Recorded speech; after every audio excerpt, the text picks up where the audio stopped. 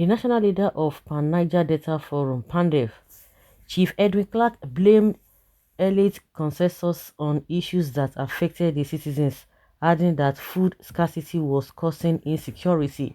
Clark, an elder statesman, said this on Monday while speaking of a one-day retreat on inclusive security organized by the Global Peace Foundation in collaboration with Vision Africa in Abuja. The Nigeria we are in today does not provide anything for the common man. If oil is produced in your land and exploited, you should at least be rehabilitated with that resources. The problem in the country is hunger because the people don't have any means of livelihood anymore, he said. Furthermore, Clark appealed to the elite to refrain from comments that could widen the gulf of trust deficits among the many divides that make up the country, saying that Nigeria's survival as a nation should be considered sacred.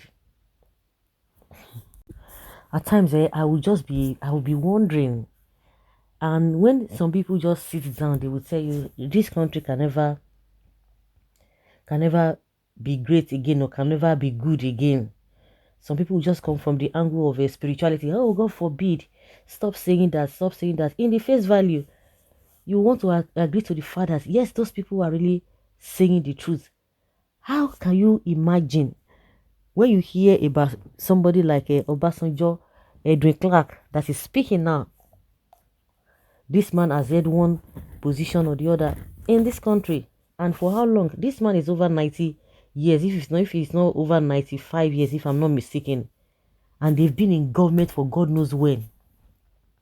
They've been part of one regime or the other. I say that by passive or by inclusion, in one way or the other.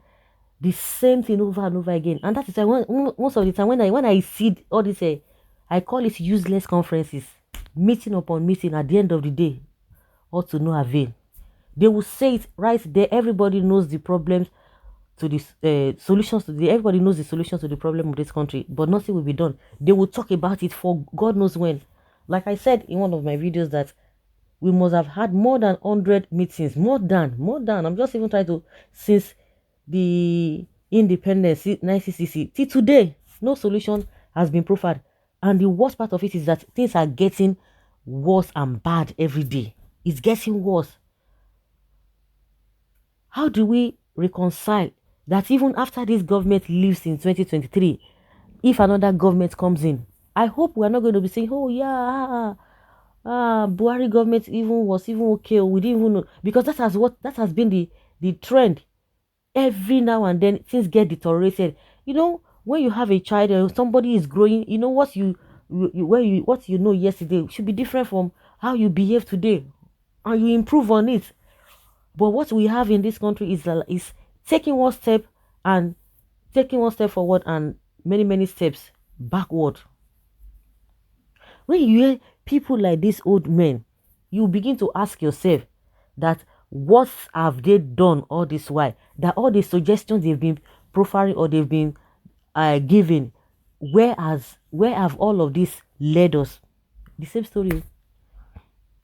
The same story, the same story. So some people just sit down and be telling you that this country can never be good because we know those who have been parading the corridor of powers, and yet nothing has been done. Some people would say, oh, this Edwin Clark, people like Richard Jaffor, our people, our this. When Goodluck Jonathan was there, some of the advices that they were supposed to have given him for things to work well, nothing. But when you don't have opportunity with the government of the day, you begin to speak like a wise people or wise person. Those who are with Buhari now, all of them are feeling on top of the world. We are the ones in charge. We can do whatever we want to do. Nobody can tell us what we want to do. Why you were there? They will be asking the question that, why you that you are talking, why you were there? What did you do? It's our turn now, so let us do it the way we want. You'll be surprised that at the end of the day, we know the propaganda that brought this APC and Lai Mohammed. You'll be surprised that by the end of the day, by the time they leave office, they will begin to speak like normal people. Because as it is now, they are not normal. Some people will not tell you that this country cannot be good again just because of all this. Because while I was going through this, I was just wondering, but these people have been in government. So who has been the obstacle? Who are the obstacles? Who are the people who have been the obstacles of the progress of this country? Some people have given up. But the only thing you will hear, those who are eating on the table, they will be telling you, don't worry, don't worry, don't worry. We will get back to you. We will get back to you. Since we work, just be patient. Just continue. Let us work together. No. But when they are sharing money, they don't share the money to everybody. The project they claim they do, in no distant time, everything will be spoiled. They will do those things shabbily. Another one will come. They will still want to do that job that they've budgeted billions of naira for. That is what we have been seeing. What has been done in this country that have lasted like at least 40 years straight, that, oh, these are the projects that's been done. You talk about roads, forget it. Within 3, 4, 6 months, the road will start dilapidating and getting destroyed. Another person will come, they will see budget for that same road, and many, many other things like that. So when I hear these people talk, I'll just be wondering, so what is the essence? See Oshibajo now, that one is behaving as if he's a baby. Baby does not even, you know, see, you don't seem to see a baby reacting to the reality. The people just be doing their own thing. The same man who is part of this government is still talking on how to be smart on insecurity. That the elders should do some. Who are the elders? I can't even understand. Was he elected or was he nominated to be talking, just to be talking, no action? So the problem of Nigeria is hunger, according to what Edwin Clark is telling us.